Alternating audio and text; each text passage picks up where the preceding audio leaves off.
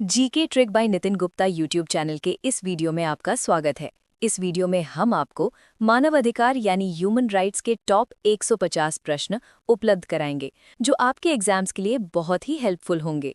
चलिए शुरू करते हैं। मानव अधिकारों की सार्वभौम घोषणा यूडीएचआर संयुक्त राष्ट्र महासभा द्वारा किस तिथि को अपनाई गई थी? 10 दिसंबर 1948। प्रतिवर्ष अंतर्राष्ट्रीय मानवाधिकार दिवस किस दिन मनाया जाता है? 10 दिसंबर। अंतर्राष्ट्रीय मानवाधिकार दिवस 2025 का मुख्य विषय या थीम क्या है? मानवाधिकार हमारी दैनिक आवश्यकताएं, human rights are everyday essentials. मानवाधिकारों की सार्वभौम घोषणा यूडीएचआर में कुल कितने अनुच्छेद शामिल किए गए हैं? 30 अनुच्छेद। मानवाधिकारों का ऐतिहासिक दस्तावेज या मैग्ना कार्टा किसे कहा जाता है? मानवाधिकारों की सार्वभौम घोषणा को। भारत में राष्ट्रीय मानवाधिकार आयोग एनएचआरसी की स्थापना किस तिथि को हुई थी? 12 अक्टूबर 1993। भारत में मानवाधिकार संरक्षण अधिनियम किस तिथि को लागू किया गया था? 28 सितंबर 1993। राष्ट्रीय मानवाधिकार आयोग एनएचआरसी किस प्रकार का निकाय या संस्था है? सांविधिक या विधिक संस्था। राष्ट्रीय मानवाधिकार आयोग की प्रथम अध्यक्ष कौन थे? न्यायमूर्ति श्री रंगनाथ मिश्र। राष्ट्रीय मानवाधिकार आयोग के वर्तमान अध्यक्ष कौन हैं? न्यायमूर्ति वी राम सुब्रमण्यम। राष्ट्रीय मानवाधिकार आयोग के अध्यक्ष पद के लिए क्या योग्यता निर्धारित की गई है? सुप्रीम कोर्ट का सेवानिवृत्त मुख्य न्यायाधीश या सेवानिवृत्त न्यायाधीश। वर्ष 2019 के संशोधन के बाद राष्ट्रीय मानवाधिकार आयोग के अध्यक्ष का कार्यकाल कितना निर्धारित किया गया है? 3 वर्ष या 70 वर्ष की आयु, जो भी पहले हो। राष्ट्रीय मानवाधिकार आयोग एनएचआरसी का मुख्यालय कहाँ स्थित है? नई दिल्ली। संयुक्त राष्ट्र मानवाधिकार परिषद यूएनएचआरसी की स्थापना किस तिथि को की गई थी? 15 मार्च 2006। संयुक्त राष्ट्र मानवाधिकार परिषद में कुल कितने सदस्य देश शामिल हैं? 47 सदस्य देश। संयुक्त राष्ट्र मानवाधिकार परिषद के सदस्यों का कार्यकाल कितने वर्ष का होता है? 3 वर्ष। संयुक्त राष्ट्र मानवाधिकार उच्चायुक्त कार्यालय OHCCR की स्थापना किस वर्ष के वियना सम्मेलन के बाद हुई थी? वर्ष 1993। राज्य मानवाधिकार आयोग के अध्यक्ष और सदस्यों की नियुक्ति किसके द्वारा की जाती है? राज्य के राज्यपाल द्वारा।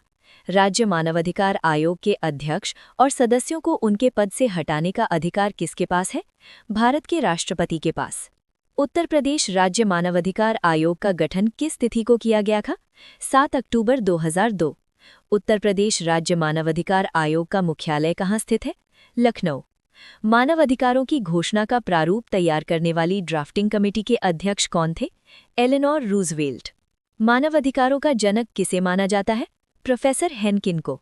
मानवाधिकारों की सार्वभौम घोषणा यूडीएचआर का मसौदा या ड्राफ्ट किसने तैयार किया था? जॉन पीटर्स हम्फ्रे ने। संयुक्त राष्ट्र द्वारा किस वर्ष को अंतर्राष्ट्रीय मानवाधिकार वर्ष घोषित किया गया था? वर्ष 1968। पेरिस सिद्धांतों को संयुक्त राष्ट्र महासभा द्वारा किस वर्ष अपनाया गया था, जिसके तहत राष्ट्रीय मानवाधिकार संस्थानों की स्थापना हुई? वर्ष 1993। मानवाधिकार संरक्षण अधिनियम 1993 की किस धारा के तहत राष्ट्रीय मानवाधिकार आयोग का गठन किया जाता है? धारा 3। मानवाधिकार संरक्षण अधिनियम 1993 की किस धारा के तहत राज्य मानवाधिकार आयोग का गठन किया जाता है? धारा 21। मानवाधिकार संरक्षण अधिनियम 1993 की किस धारा के तहत मानवाधिकार न्यायालयों का गठन किया जाता है? धारा 30। राष्ट्रीय मानवाधिकार आयोग एनएचआरसी को किस प्रकार के न्यायालय की शक्तियां प्राप्त हैं? सिविल या दीवानी न्यायालय की शक्तियां। राष्ट्रीय मानवाधिकार आयोग में मानवाधिकार उल्लंघन की शिकायत दर्ज करने की समय सीमा क्या है? घटना घटित होने के 1 वर्ष के भीतर। प्रमुख मानवाधिकार संगठन एमनेस्टी इंटरनेशनल की स्थापना किस वर्ष हुई थी? वर्ष 1961। एमनेस्टी इंटरनेशनल का मुख्यालय कहाँ स्थित है? London, United kingdom. मानवाधिकार संगठन ह्यूमन राइट्स वॉच का मुख्यालय कहाँ स्थित है? New York, America. वीडियो में आगे बढ़ने से पहले अगर आप चाहते हैं कि हम ऐसे ही शानदार टॉपिक्स पर वीडियो लाते रहें तो प्लीज़ चैनल को सब्सक्राइब करें और कमेंट में अपना अगला टॉपिक ज़रूर लिखें। एशियन ह्यूमन राइट्स कमीशन का मुख्यालय कहाँ स्थित है? हांगकांग। मानवाधिकार शिक्षा के लिए संयुक्त राष्ट्र दशक किस अवधि को घोषित किया गया था? 1995 से 2004। मानवाधिकारों की सार्वभौम घोषणा का अनुच्छेद 3 किस अधिकार की गारंटी देता है? जीवन, स्वतंत्रता और व्यक्ति की सुरक्षा का अधिकार। मानवाधिकारों की सार्वभौम घोषणा का अनुच्छेद 4 किस प्रथा को पूर्णतः प्रतिबंधित करता है? गुलामी और दास्ता। मानवाधिकारों की सार्वभौम घोषणा का अनुच्छेद 14 किस अधिकार से संबंधित है? उत्पीड़न से बचने के लिए दूसरे देश में शरण लेने का अधिकार। मानवाधिकारों का अनुच्छेद 15 प्रत्येक व्यक्ति को कौन सा अधिकार प्रदान करता है? राष्ट्रीयता का अधिकार। राष्ट्रीय मानवाधिकार आयोग NHRC की संरचना में अध्यक्ष के अलावा कितने पूर्णकालिक सदस्य होते हैं? 5 पूर्णकालिक सदस्य। मानवाधिकारों को 3 पीढ़ियों में बांटने का कार्य किस फ्रांसीसी मानवाधिकारविद ने किया था? कारेल वाशाक ने। वर्ष 1998 की रोम संधि के तहत स्थापित अंतर्राष्ट्रीय आपराधिक न्यायालय ICC कहाँ स्थित है? The Hague, Netherland. प्रसिद्ध पुस्तक मानवाधिकार और अमानवीय गलतियां, human rights and inhuman wrongs के लेखक कौन हैं? VR कृष्णा अय्यर। राष्ट्रीय मानवाधिकार आयोग NHRC में अध्यक्ष और पूर्णकालिक सदस्यों सहित पदेन सदस्यों को मिलाकर कुल कितने सदस्य होते हैं? 13 सदस्य, 1 अध्यक्ष, 5 पूर्णकालिक और 7 पदेन।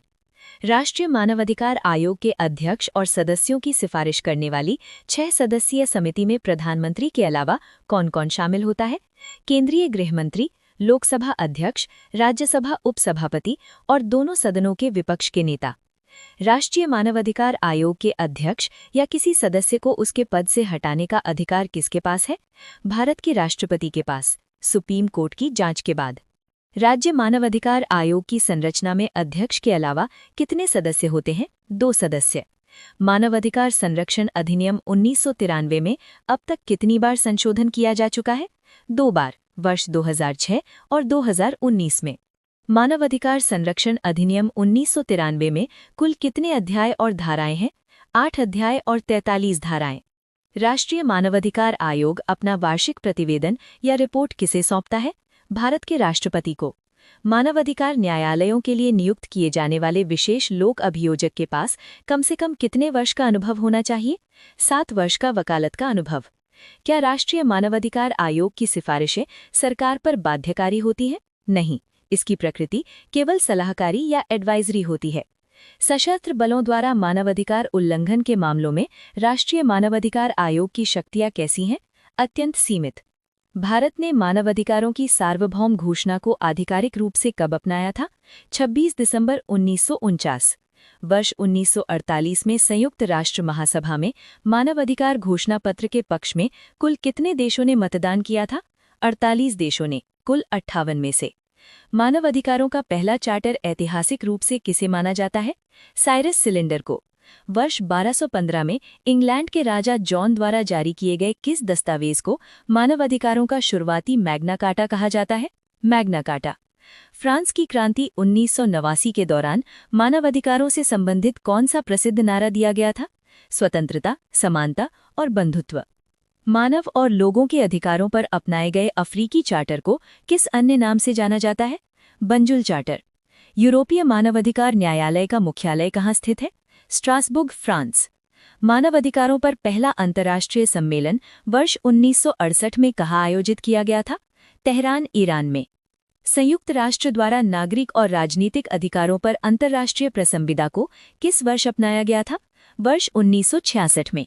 संयुक्त राष्ट्र महासभा द्वारा बाल अधिकारों पर कन्वेंशन को किस वर्ष अपनाया गया था?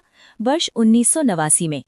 संयुक्त राष्ट्र द्वारा महिलाओं के खिलाफ सभी प्रकार के भेदभाव के उन्मूलन पर कन्वेंशन को किस वर्ष अपनाया गया था?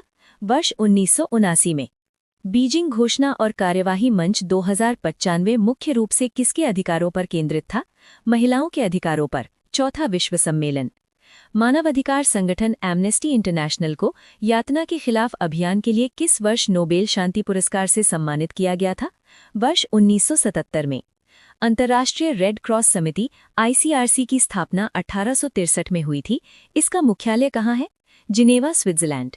वीडियो में आगे बढ़ने से पहले अगर आप चाहते हैं कि हम ऐसे ही शानदार टॉपिक्स पर वीडियो लाते रहें तो प्लीज़ चैनल को सब्सक्राइब करें और कमेंट में अपना अगला टॉपिक ज़रूर लिखें।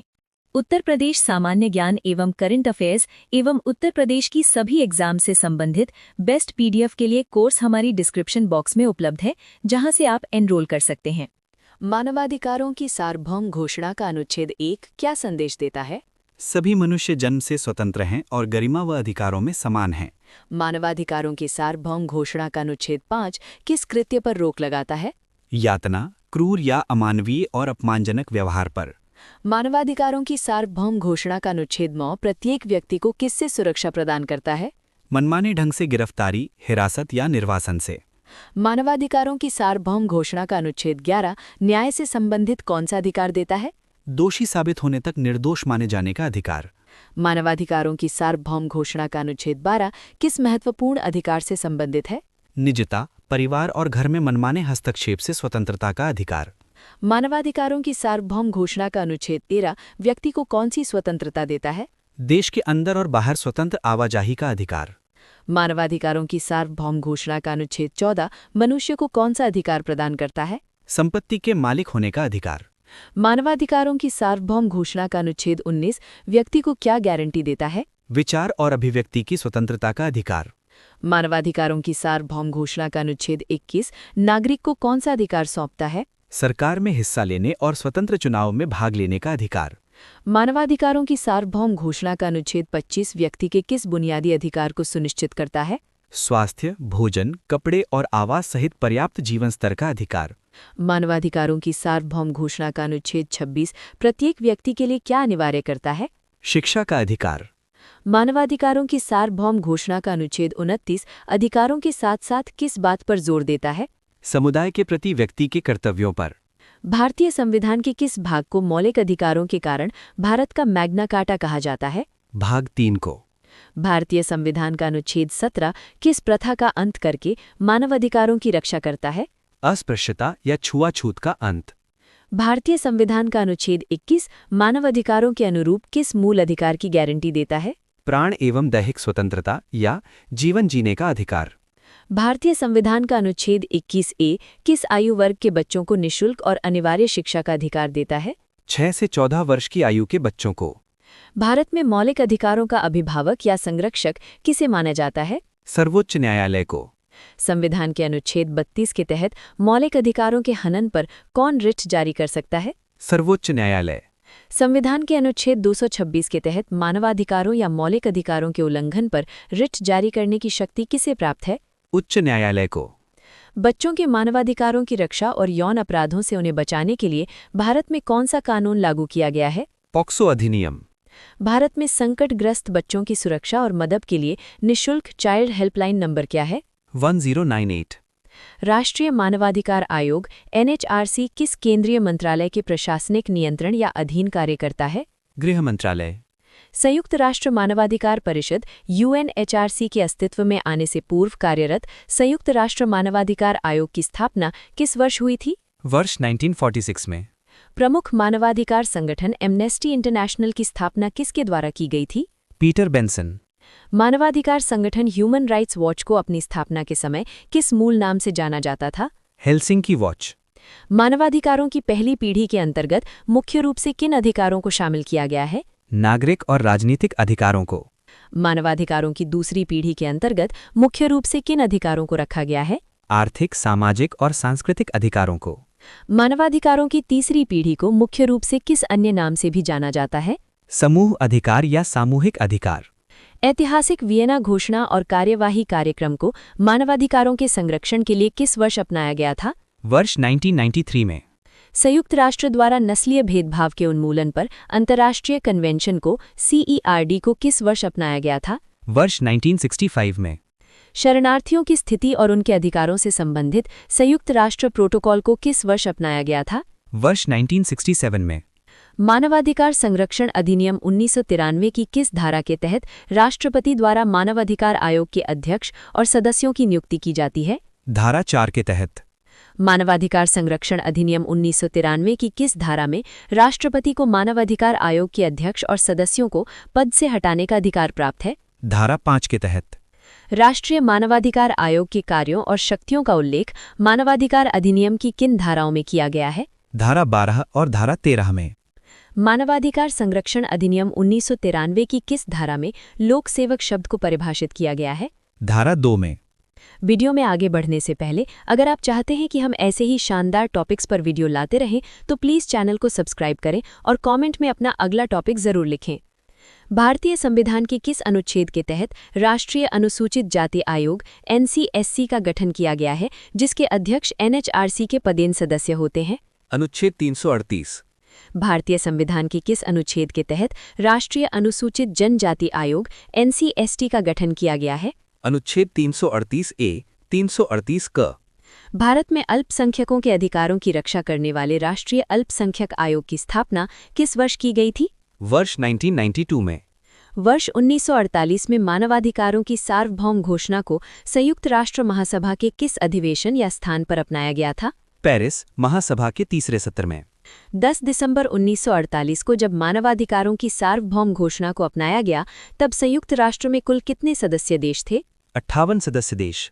संयुक्त राष्ट्र मानवाधिकार संधि निकायों के स्वतंत्र विशेषज्ञों का कार्यकाल कितने वर्ष के लिए निर्धारित होता है? 4 वर्ष के लिए। मानवाधिकारों की सार्वभौम घोषणा का अनुच्छेद 2 किस प्रकार के अधिकारों की गारंटी देता है? नस्ल, रंग, लिंग, धर्म या राष्ट्रीयता के आधार पर भेदभाव के बिना सभी अधिकारों की प्राप्ति। मानवाधिकारों की सार्वभौम घोषणा का अनुच्छेद 6 प्रत्येक व्यक्ति को कौन सा कानूनी अधिकार प्रदान करता है? कानून के समक्ष एक व्यक्ति के रूप में मान्यता प्राप्त करने का अधिकार। मानवाधिकारों की सार्वभौम घोषणा का अनुच्छेद 7 नागरिकों को किस प्रकार की समानता की गारंटी देता है? कानून के समक्ष समानता और समान कानूनी संरक्षण का अधिकार। मानवाधिकारों की सार्वभौम घोषणा का अनुच्छेद 8 मानवाधिकारों के उल्लंघन होने पर व्यक्ति को क्या अधिकार देता है? सक्षम राष्ट्रीय न्यायाधिकरणों द्वारा प्रभावी कानूनी उपचार का अधिकार। मानवाधिकारों की सार्वभौम घोषणा का अनुच्छेद 10 न्यायिक प्रक्रिया से जुड़ा कौन सा अधिकार सुनिश्चित करता है? स्वतंत्र और निष्पक्ष न्यायालय द्वारा सार्वजनिक सुनवाई का अधिकार। मानवाधिकारों की सार्वभौम घोषणा का अनुच्छेद 18 व्यक्ति को मुख्य रूप से कौन सी स्वतंत्रता प्रदान करता है? विचार, अंतरात्मा और धर्म की स्वतंत्रता का अधिकार। मानवाधिकारों की सार्वभौम घोषणा का अनुच्छेद 20 नागरिकों को कौन सा लोकतांत्रिक अधिकार सौंपता है? शांतिपूर्ण सभा करने और संघ बनाने का अधिकार। मानवाधिकारों की सार्वभौम घोषणा का अनुच्छेद 22 समाज में व्यक्ति को कौन सा बुनियादी अधिकार प्रदान करता है? सामाजिक सुरक्षा का अधिकार। मानवाधिकारों की सार्वभौम घोषणा का अनुच्छेद 23 कार्यक्षेत्र से संबंधित कौन सा विशेष अधिकार देता है? अपनी पसंद का रोजगार चुनने और ट्रेड यूनियन बनाने या उसमें शामिल होने का अधिकार। मानवाधिकारों की सार्वभौम घोषणा का अनुच्छेद 24 कर्मचारियों या श्रमिकों को कौन सा अधिकार सुनिश्चित करता है? काम के घंटों की सीमा, आराम और सवेतन अवकाश का अधिकार। मानवाधिकारों की सार्वभौम घोषणा का अनुच्छेद 27 व्यक्ति को समाज में क्या अधिकार देता है? समुदाय के सांस्कृतिक जीवन और वैज्ञानिक प्रगति में भाग लेने का अधिकार। मानवाधिकारों की सार्वभौम घोषणा का अंतिम अनुच्छेद 30 किस बात की स्पष्ट चेतावनी या रोक लगाता है? राज्य या व्यक्ति द्वारा मानवाधिकारों को नष्ट करने वाले किसी भी कृत्य पर रोक। मानवाधिकार आयोग द्वारा किसी भी मानवाधिकार उल्लंघन के मामले में स्वयं आगे आकर जांच करने का अधिकार कानूनी भाषा में क्या कहलाता है? स्वतः संज्ञान। मानवाधिकार न्यायालयों में मामलों की पैरवी करने के लिए नियुक्त किए जाने वाले विशेष लोक अभियोजक की नियुक्ति किसके द्वारा की जाती है? संबंधित राज्य सरकार द्वारा। वर्ष 2023 का नोबेल शांति पुरस्कार ईरान में महिलाओं के मानवाधिकारों की रक्षा के लिए किसे प्रदान किया गया था? नरगिस मोहम्मदी को। संयुक्त राष्ट्र द्वारा विकलांग व्यक्तियों के अधिकारों पर सम्मेलन CRPD को आधिकारिक तौर पर किस वर्ष अपनाया गया था? वर्ष 2006 में। भारत विकलांग व्यक्तियों के अधिकारों पर सम्मेलन CRPD में आधिकारिक रूप से किस वर्ष शामिल हुआ था? वर्ष 2007 में। मानवाधिकारों को कानूनी रूप देने के लिए आर्थिक, सामाजिक और सांस्कृतिक अधिकारों पर अंतर्राष्ट्रीय प्रसंविदा को संयुक्त राष्ट्र महासभा ने किस वर्ष अपनाया था? 16 दिसंबर 1966 को। भारतीय संविधान के किस भाग में वर्णित राज्य के नीति निदेशक सिद्धांत DPSP आर्थिक और सामाजिक मानवाधिकारों की पुष्टि करते हैं? भाग 4 में। मानवाधिकार संरक्षण अधिनियम 1993 के तहत मानवाधिकार न्यायालयों का गठन राज्य सरकार किसकी पूर्व सहमति से करती है? संबंधित राज्य के उच्च न्यायालय के मुख्य न्यायाधीश की सहमति से। वर्ष 2019 के संशोधन के बाद राष्ट्रीय मानवाधिकार आयोग के सदस्यों में कम से कम कितनी महिला सदस्यों का होना अनिवार्य कर दिया गया है? कम से कम 1 महिला सदस्य। आज का हमारा वीडियो यहीं पर समाप्त होता है। अगर ये वीडियो आपको अच्छी लगी हो तो प्लीज़ हमारे चैनल को सब्सक्राइब करें, बेल आइकन दबाएं एवं कमेंट करें कि आपको अगला वीडियो किस टॉपिक पर चाहिए। और बेस्ट स्टडी PDF के लिए हमारी app GK trick bye Nitin Gupta को गूगल प्ले स्टोर से अभी डाउनलोड करें। धन्यवाद।